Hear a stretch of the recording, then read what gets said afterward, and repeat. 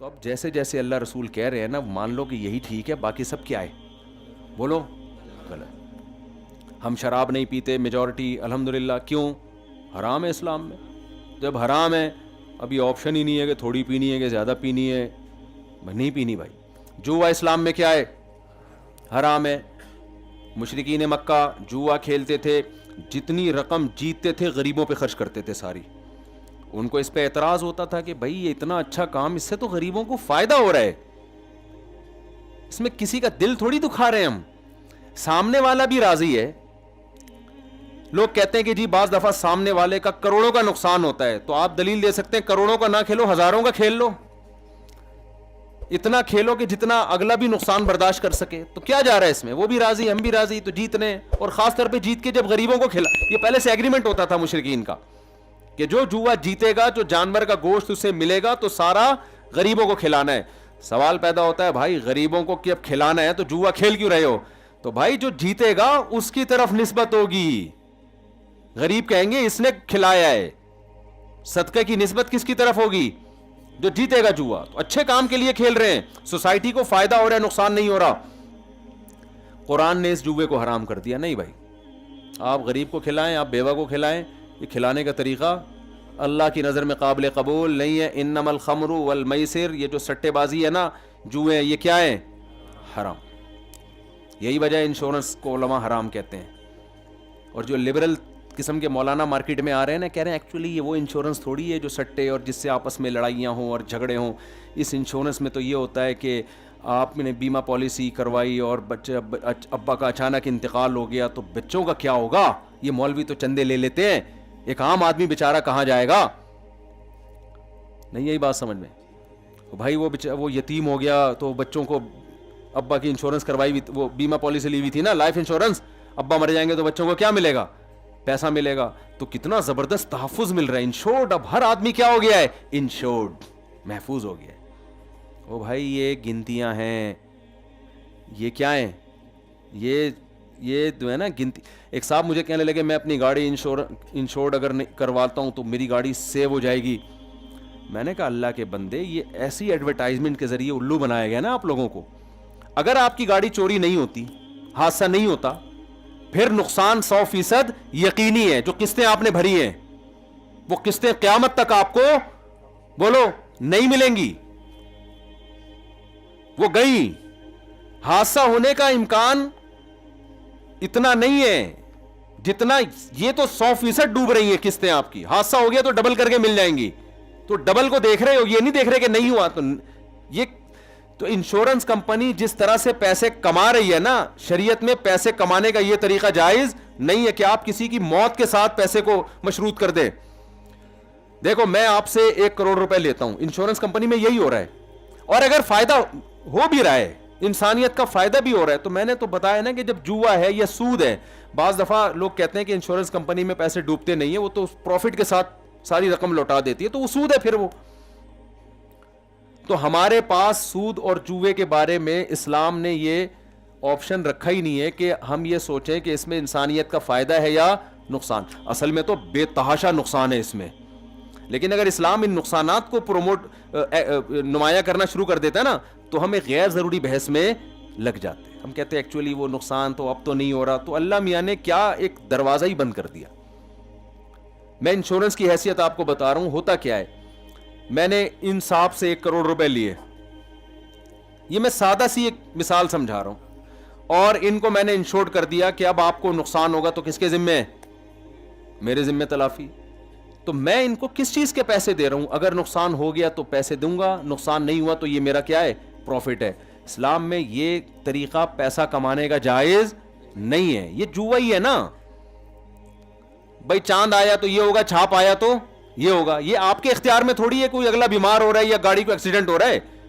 تو باہمی تعاون کا دوسرا کوئی بھی طریقہ اختیار کریں وہ ٹھیک ہے، انشورنس والا طریقہ ٹھیک نہیں ہے. باہمی تعاون کے اور بہت سارے طریقے ہوتے ہیں، کمیونٹیز بنی ہوئی ہوتی ہیں، لوگ اس میں چندہ دے رہے ہوتے ہیں، اس میں پھر غریبوں کے ساتھ وہ بزنس نہیں ہو سکتا یہ. تو انشورنس کمپنیوں کا یہ بزنس ہے، نام اس کا لوگوں کو اس کے ساتھ تعاون ہے، لیکن حقیقت میں ہی کیا ہے؟ بزنس. تو اسلام نے ہمارے پاس آپشن ہی ختم کر دیا. بھائی انشورنس ہے تو حرام ہے، 2 اور 2 4 کی طرح. نہ اس میں جاب کرنے کی اجازت ہے, نہ آپ کو اس کا ممبر بننے کی اجازت ہے. ہاں بعض ملکوں میں انشورنس کروانا قانونی مجبوری ہے, وہ ایک الگ احکام ہے, وہاں تو آپ اسٹے کر ہی نہیں سکتے, اس کے احکام جبر کے ضرورت کے احکام الگ ہوتے ہیں. تو سود بھی ایسا ہی ہے. جب اسلام نے سود کو حرام قرار دیا ہے, سود یہ جو آج دنیا میں اتنی غربت, غریب سے غریب تر ہے نا, اب تو گوروں نے بھی ماننا شروع کر دیا کہ یہ سودی نظام کی وجہ سے. لیکن اسلام نے سود کو جب حرام قرار دیا تو لاجک نہیں بیان کی کہ ایکچولی یہ ہوگا تو یوں, کہ دنیا کے فلاسفر سارے اس بحث میں لگ جاتے. مشرکین نے سوال کیا تھا کہ بھئی سود کیوں حرام ہے, ہم جب قسطوں پہ بزنس کرتے ہیں تو قسطوں پہ بھی ہم چیز کی قیمت بڑھا کے لیتے ہیں. وہ جو بے کہا تھا نا, انما البیع مثل الربا, اس بے سے مراد تھی قسطوں کی بے. بھائی ایک چیز کیش پہ ہمیشہ سستی ہوتی ہے, ادھار پہ ہمیشہ مہنگی. توڑنے کا ادھار پہ بھی تو مہنگی ہوتی ہے نا, تو یہ وہی ہے. تو سود کیوں حرام ہے؟ اگر سود حرام ہے تو یہ بھی حرام ہونا چاہیے, اگر یہ حلال ہے تو وہ بھی حلال ہونا چاہیے. تو قرآن نے کیا جواب دیا؟ وہی جو شیطان کو جواب دیا تھا. آئی بات سمجھ میں؟ کیا جواب دیا؟ احل اللہ البیع وحرم الربا, کہ بھائی دونوں میں فرق یہ ہے کہ ایک کو اللہ نے حلال کر دیا ہے, ایک کو اللہ نے کیا کر دیا ہے؟ حرام. اور لا يقومون الا كما يتخبطه الشيطان من المس ذلك بانهم قالوا انما البيع مثل الربا. شیطان کو جو اللہ نے دھمکی دی نا کہ تجھ پر لعنت ہے, وہی دھمکی ان لوگوں کو بھی دی جو کہتے ہیں کہ سود کیوں حرام ہے. اللہ میاں نے کہا کہ جیسے شیطان نے میرے سامنے سجدے سے انکار کیا تو میں نے کہا لعنت ہے تجھ پر, دلائل نہیں دیے. تو جو کہتے ہیں سود اور خرید و فروخت ایک جیسی ہے لہذا ہم اس کو حرام نہیں مانیں گے, ان کو بھی اللہ نے جہنم کی وعید سنائی ہے. سمجھ میں آ رہی ہے بات؟ یہ مائک کو ہو کیا گیا, بہت سلو ہو گیا ہے, مجھے چیخنا زیادہ پڑ رہا ہے اصل میں. ہماری مسجدوں کے مائک اللہ کا اتنا بڑا فضل ہے نا کہ کہیں بھی ٹھیک نہیں ملا ہے الحمدللہ. یہ اللہ کا بہت بڑا فضل ہے. کروڑوں روپے دیواروں پہ خرچ ہوں گے الحمدللہ, دریوں پہ خرچ ہوں گے. اور یہ یہاں کا نہیں ہے, یہ یورپ میں بھی ہم نے یہی دیکھا ہے. یورپ میں ہمیں سڑکیں ایک نمبر ملی, ہسپتال ایک نمبر ملے, میڈیسن کوئی آپ لو ایک نمبر میڈیسن, ہر چیز ایک نمبر. مسجد کے مائک الحمدللہ 2 نمبر پورے یورپ میں, اللہ کا بڑا فضل ہے. یہاں تو پھر بھی بول رہے ہیں, ورنہ تو بیچ میں ہی بند ہو جاتے تھے. ایک جگہ تو پھر میں نے بغیر مائک کے پورا بیان کیا ہے, 2-2.5 گھنٹے کا بغیر مائک کے مجمع میں چیخا ہوں گا. آپ خود سوچو میرا حال کیا ہوا ہوگا. تو یہ اللہ کا بہت بڑا فضل ہے الحمدللہ, یہ چیز ٹھیک ہونے والی نہیں ہے. تو ہم بات کو جلدی سے سمیٹ کے ختم کرتے ہیں. یہ میں اس لیے تنبیہ کر رہا ہوں کہ خدا کے بندو, سب سے پہلا پیسہ لگاؤ مائک کے اوپر. 3 نمازیں جہری ہیں جن میں تلاوت سننے کو ملتی ہے, جمعے کا بیان ہوتا ہے. دیواریں اینٹیں بات کی چیزیں. اگر دیواریں اینٹوں کی وجہ سے مسجد کی عظمت ہے تو پھر مومن پنک میں چلے جاؤ یا شیرٹن ہوٹل میں چلے جاؤ, وہاں کی دیواریں مسجد کی دیواروں سے زیادہ خوبصورت ہوتی ہیں. سمجھتے ہو؟ تو اللہ میاں نے کیا کہا بھائی, انما البیع مثل الربا. یہ لوگ کہتے ہیں خرید و فروخت میں اور سود میں ایکچولی کیا فرق ہے؟ تو اللہ نے فرمایا لا یقومون الا کما یتخبطه الشیطان من المس. یہ جب پتہ چلے گا جب قبروں سے یہ لوگ زندہ ہو کے اٹھیں گے, اس وقت جو ان کی بوکھلاہٹ ہوگی نا, اس سے پتہ چلے گا کہ کیا فرق ہے. تو اللہ میاں نے یہاں دلیل سے جواب بولو نہیں دی, اور اللہ کو ضرورت بھی نہیں ہے, کیونکہ اللہ بھی اگر ایکچولی کر کے سمجھانا شروع کر دے تو پھر اللہ میں اور مخلوق میں فرق کیا رہ گیا؟ وہ 3 جانور تھے نا, ایک اونٹ اور ایک بیل اور ایک دمبا, یہ تینوں سفر کر رہے تھے. بھوک لگی تو گھاس کی ایک گٹھری. اب گٹھری ایک ہے, بندے کتنے؟ 3. میں اشارہ بھی کرتا ہوں تاکہ آپ لوگ ایسا نہ کچھ غلط بول دیں. کچھ لوگ سو رہے ہوتے ہیں, ان کو پتہ ہی نہیں ہوتا کہ کہنا کیا ہے. اب تینوں میں پھڈا ہو گیا کہ بھائی یہ گٹھری کون کھائے گا. تو دمبے نے کہا کہ دیکھو جو ہم میں سب سے قدیم ہونا ثابت کر دے نا, وہ اس گٹھری کا حقدار ہے. دمبے کا خیال تھا میں ابراہیم علیہ السلام کے دور میں, ویسے یہ روایت ضعیف ہے, ذبح کیا گیا تو میں تو اتنا پرانا ہوں. تو اونٹ نے کہا چلو ٹھیک ہے بھائی. تو دمبے نے کہا دیکھو میں تو ابراہیم علیہ السلام نے جب بیٹا ذبح کیا تو وہ نہیں ہوئے, تو مجھے ذبح کیا, میں اتنا پرانا, لہذا یہ گٹھری کس کا حق ہے؟ میرا. بیل نے کہا جب آدم علیہ السلام دنیا میں آئے تھے تو ہل تیرا باپ چلاتا تھا, ہیں بھائی کھیتی باڑی کے لیے. ہل کون چلاتا تھا؟ بیل. ورنہ کھیتی باڑی کہاں سے ہوتی, کھانا کہاں سے ملتا ان کو؟ تو اس کا مطلب میں آدم علیہ السلام کے زمانے سے ہوں. اب تو ہسٹری ختم ہو گئی آدم علیہ السلام سے پیچھے کی. اونٹ پریشان کے یار میں کیا کروں, ہے بھائی. تو اونٹ نے کیا کیا, وہ گٹھری اٹھا کے اپنی گردن پہ رکھی. انہوں نے بولا بھائی اپنا پرانا ہونا ثابت کرو. اونٹ نے کہا میں نہیں ہوں پرانا. انہوں نے کہا پھر یہ گٹھری ہمیں دو. انہوں نے کہا کسی کے باپ میں دم ہے تو لے لے. تو بدماشی کے, دادا گیری کے حکام کیا خیال ہے الگ ہوتے ہیں, لیکن اونٹ کو یہ حق نہیں تھا کیونکہ وہ زمین کا بادشاہ نہیں ہے. اللہ زمین کا بادشاہ ہے, اس کے ذمے نہیں ہے کہ جب وہ کہے یہ ناجائز ہے, یہ حلال ہے, یہ حرام ہے, تو وہ ہمیں سمجھانے بیٹھ جائے. بلکہ وہ کیا کہتا ہے, وما اوتیتم من العلم الا قلیلا. مشرکین نے پوچھا یا مسلمانوں نے پوچھا کہ یہ روح کیا چیز ہے انسان کی باڈی میں, تو قرآن نے کہا کہ قل الروح من امر ربی, اللہ کا حکم ہے جب جسم میں ہوتا ہے تو زندہ ہوتا ہے, نکل جاتا ہے تو انسان مردہ. اے اللہ یہ جواب سے ہم ایکچولی مطمئن نہیں ہوئے. یہ ہم سوال, اللہ نے سوال کا اگلی آیت میں جواب خود ہی دے دیا. اللہ کو پتا تھا یہ لوگ فوراً کہیں گے کہ یار یہ ایکچولی یہ سمجھ میں نہیں آیا, یہ تو اللہ میاں نے اتنی مبہم سی بات کر دی. تو آگے اللہ نے فرمایا وما اوتیتم من العلم الا قلیلا, تمہیں نالج بہت تھوڑی دی گئی ہے, تمہارا مینٹل لیول اس جواب کو سمجھنے کی صلاحیت میں تو سمجھا دوں گا, تمہاری کھوپڑی میں نہیں آئے گا. میں نے تمہارا دماغ محدود پیدا کیا ہے, تو یہ اپنے سے اوپر کی بات نہیں سمجھتا ہے. سمجھتے ہو گے نہیں سمجھتے؟ تو اس لیے اللہ ہمیں ہر بات نہیں سمجھاتا, آرڈر دیتا ہے. تو اللہ میاں نے آرڈر دیا سود حرام ہے. اب آپ توبہ کر لو. جو سودی بینکوں میں جاب کر رہے ہیں ایکچولی کو نکال کے کیا کرو بھائی, کیونکہ نبی نے فرمایا سود لینے والے پر بھی لعنت, دینے والے پر بھی لعنت, سود پر گواہ بننے والے پر بھی لعنت, اور سودی لین دین کو لکھنے والے پر بھی لعنت. 4 قسم کے معاملات میں اگر آپ انوالو ہو تو آپ سودی بینک کی جاب چھوڑ دو. ان چاروں میں سے نہیں ہو تو پھر گنجائش. چوکیدار ہے کوئی, وہ تو پیسوں کی حفاظت کر رہا ہے نا, فی نفسی پیسے تو لوگوں کی امانتیں ہیں. یا کوئی گیس بجلی کا بل جمع کرنے کے لیے بیٹھا ہوا ہے, وہ ایک الگ چیز ہے. لیکن ان چاروں معاملات میں سے کسی میں بھی آپ انوالو ہو, یا لوگوں کو ترغیب دے دے کے اکاؤنٹ کھلوا رہے ہو, سودی اکاؤنٹ, تو وہ الدال علی الخیر کفاعلی ہے. نیکی کی طرف رہنمائی کرنے والا بھی ایسے جیسے کرنے والا, تو برائی کی طرف رہنمائی کرنے والا بھی ایسے جیسے. تو یہ کام نہ کرو. آپ سمجھتے ہو انشورنس کمپنی میں آپ اپنی گاڑیوں کو انشور نہ کرواؤ. تکافل اختلافی چیزیں, ہمیں اس پر اطمینان نہیں ہے, لیکن بہرحال حضرت مفتی تقی صاحب بہت بڑے عالم ہیں, ان کا فتویٰ جواز کا. تو جب اختلاف آ جاتا ہے تو اس میں احتیاط یہ ہے کہ بچوں گنجائش یہ ہے کہ کر لی جائے, تو اس میں پھر وہ ویس والی سختی نہیں رہتی ہے. میں نے تو ایک تکافل پہ بہت کام کیا 1 سال. تو ہمارے جامعۃ الرشید میں 2-3 حضرات ہیں جن کو اس پر اطمینان نہیں ہے, احقر سمیت. تو لیکن یہ کہ بہرحال اختلافی مسئلہ ہے, وہ اپنے اختیار سے نہ کرو. سمجھتے ہو؟ اچھا تکافل کا آلٹرنیٹ کیا ہے, یا انشورنس کا آلٹرنیٹ کیا ہے, وہ پھر کر دیا تو بات بہت لمبی ہو جائے گی. بھائی خود 8-10 لوگ مل کے بھی تو اپنا کوئی سیٹ اپ بنا سکتے ہیں نا. لیکن ابھی اس پہ سارا بیان چلا جائے گا اگر میں اس کا متبادل بتانا شروع کر دوں.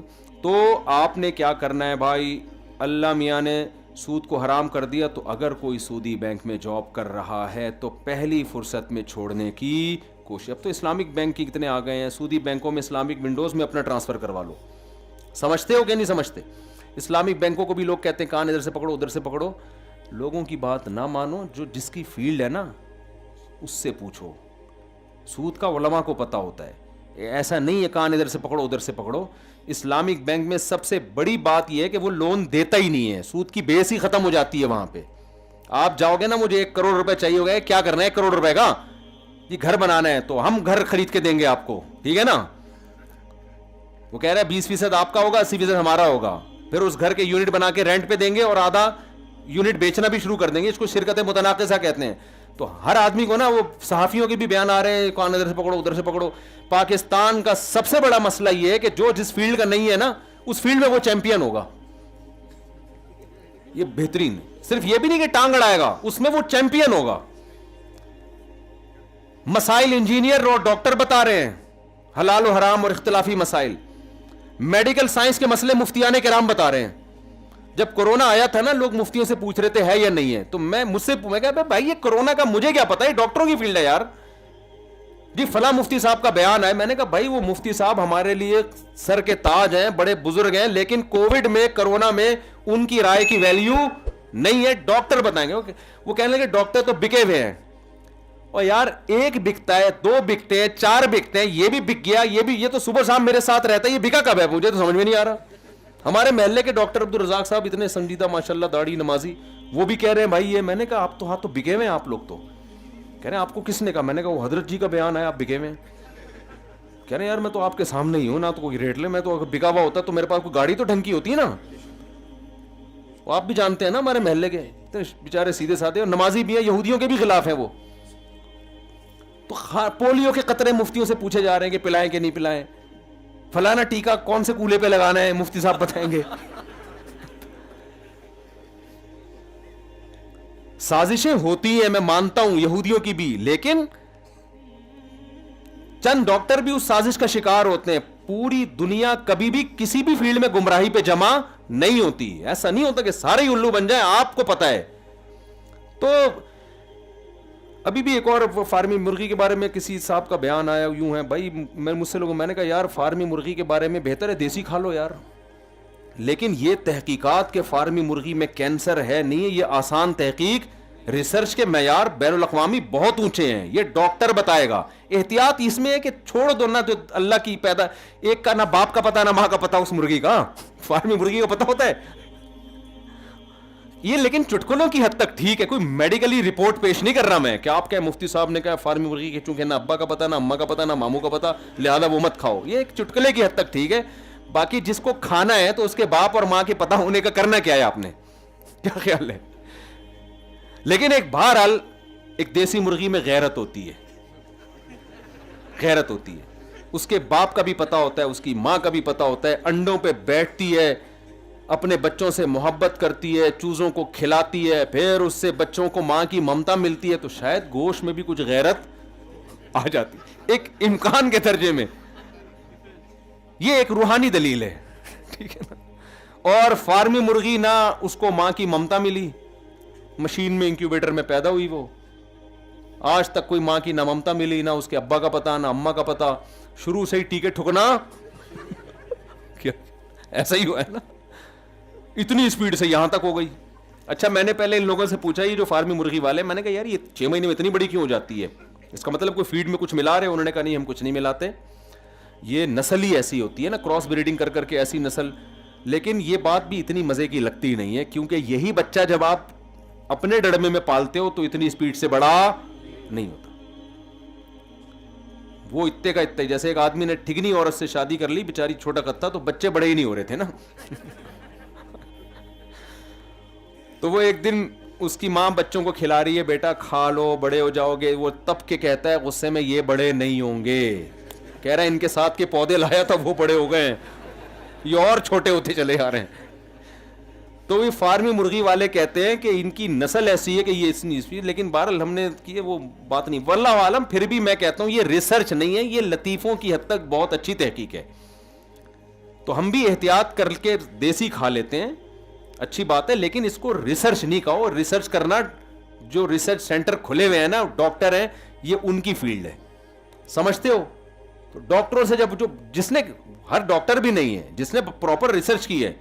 یہ فارمی مرغی کے بارے میں بڑا مشہور تھا کہ کینسر پھیلاتی ہے. میں نے کینسر کے بہت بڑے اسپیشلسٹ ہیں, ان سے رابطہ کیا, وہ کینسر کے ڈاکٹروں کو پڑھاتے ہیں اور ریسرچ کر رہے ہیں. وہ کہتے ہیں بھائی اب تک کوئی ریسرچ سے کوئی ثابت نہیں ہوا ہے کہ اس کی وجہ سے کینسر ہوتا ہو. تو انہوں نے کہا ہو سکتا ہے ہوتا ہو, لیکن ریسرچ میں ایسی کوئی بات نہیں ہے. تو ہر آدمی دوسرے کی فیلڈ میں کیا کر رہا ہے, پاکستان میں یہ سہولت ہے, باقی کسی دنیا میں کہیں بھی نہیں ہے. ہر آدمی دوسرے کی فیلڈ میں کیا کر رہا ہے. اور علماء کی فیلڈ میں تو اتنی ٹانگ اڑانا لوگ شروع کر دیے ہیں, کوئی 4 کتابیں پڑھتا ہے وہ مفتی بن کے. یہ مولوی ایسے ہوتے ہیں, مولویوں کو کیا پتا. مولویوں نے ڈراپ شپنگ کے بارے میں ابھی ایک نیا کلپ کسی نوجوان کا آیا ہے, علماء نے بتایا نا ڈراپ شپنگ میں یہ صورتیں حرام ہیں, یہ صورتیں حلال ہیں.